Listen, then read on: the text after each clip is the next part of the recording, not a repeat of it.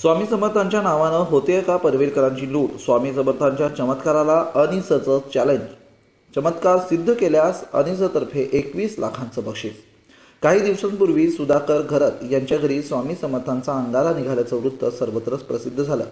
त्यावर अंधश्रद्धा निर्मूलन समितीने आक्षेप घेत महाराष्ट्र जादूटोणा विरोधी कायद्यानुसार गुन्हा दाखल करावा असा अर्ज पनवेल शहर पोलीस ठाण्यात दाखल केला आहे.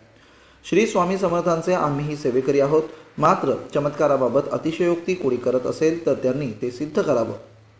श्री स्वामी समर्थांचा असा चमत्कार सिद्ध करणाऱ्यास 21 लाख रुपयांचं बक्षीस देऊ असा दावा महाराष्ट्र अंधश्रद्धा निर्मूलन समितीच्या राज्य महिला सहभाग विभाग कार्यवाहक आरती नाईक यांनी केला आहे. पनवेलमध्ये श्री स्वामी समर्थांना मानणारा भक्तवर्ग मोठा आहे. शहरातच गावदेवी पाडा येथे सुधाकर घरत यांच्या घरी श्री स्वामी समर्थांचा मठ आहे. तेथे त्यांची कन्या कांचन सुतार या पोथी वाचल्यानंतर त्यांच्या घरी गेल्या असता रात्री 3 देव्हाऱ्यातील पोथींमध्ये अंगारा निघाल्याचं दिसून येत आलं आहे. याबाबत प्रसारमाध्यमातून वृत्त प्रसिद्ध झाल्यानंतर अंधश्रद्धा निर्मूलन समितीने त्यांना आव्हान दिलं आहे. अरिसच्या या आव्हानाला कांचन सुतार काय प्रति आव्हान देत आहेत की चमत्कार सिद्ध करतात याकडे स्वामी भक्तांचं आता लक्ष लागलं आहे. कांचन सुतार यांच्या घरी चमत्कार आणि पाहण्यासाठी अलोट गर्दी अशा आशयाचा असाच मथळा असलेली बातमी वर्तमानपत्रामध्ये वाचलेली असणार आहे. त्याचे व्हिडिओज आणि त्याचे काही फोटोज असं बऱ्याच मोठ्या प्रमाणामध्ये आमच्या कार्यकर्त्यांपर्यंत ते पोहोचले सुद्धा. त्या घटनास्थळावरची सुद्धा पाहणी केलेली किंवा त्याचं जे व्हिडिओ शूटिंग आहे ते आपल्याकडे उपलब्ध आहे. हे सगळं घेऊन महाराष्ट्र अंधश्रद्धा निर्मूलन समिती पनवेल शहर पोलीस स्टेशनमध्ये तक्रार दाखल करण्यासाठी अर्ज घेऊन गेलेली होती आणि तशा आशयाचं पत्र सुद्धा आपण दिलेलं आहे. कारण कुठल्याही प्रकारच्या चमत्काराचा दावा करणं आणि त्याचा प्रचार आणि प्रसार करणं हा जादूटोणा विरोधी कायद्याच्या अंतर्गत गुन्हा येतो.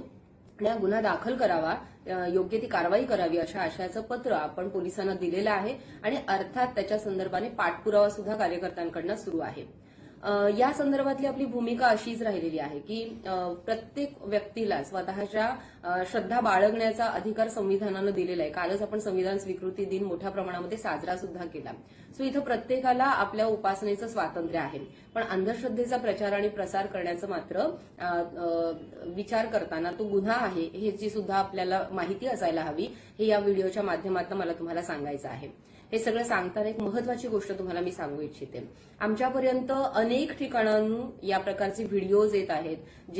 जी कात्रणं येत आहेत ती कात्रणं आणि व्हिडिओज आपण पोलीस स्टेशनमध्ये सादर केलेली आहेत, पोलिसांना सुद्धा ती दिलेली आहेत. पण जे काही फोन कॉल्स आले त्यातली एक अतिशय महत्वाची गोष्ट मला तुमच्याबरोबर शेअर करावीशी वाटते की आम्ही सुद्धा स्वामी समर्थांचे भक्त आहोत आणि अशा प्रकारचा चमत्कार घडतो यावर आमचा विश्वास नाही. हे सगळं खोटं आहे, ही लबाडी आहे आणि या संदर्भामध्ये अंधश्रद्धा निर्मूलन समितीने योग्य ती कारवाई करावी असे सांगणारे फोन कॉल्स आम्हाला आहेत. मला हे जे खूप महत्वाचं वाटतं, जे कोणी चमत्काराचा दावा करता आहेत त्यांच्यासाठी, त्यांच्या माहितीसाठी सुद्धा आहे की अशा प्रकारचे चमत्कार सिद्ध करून दाखवण्याचं आव्हान महाराष्ट्र अंधश्रद्धा निर्मूलन समितीचं त्यांनी स्वीकारण्याची तयारी आहे का हे पाहून घ्यावं. आपण 21 लाखाचं आव्हान देतो.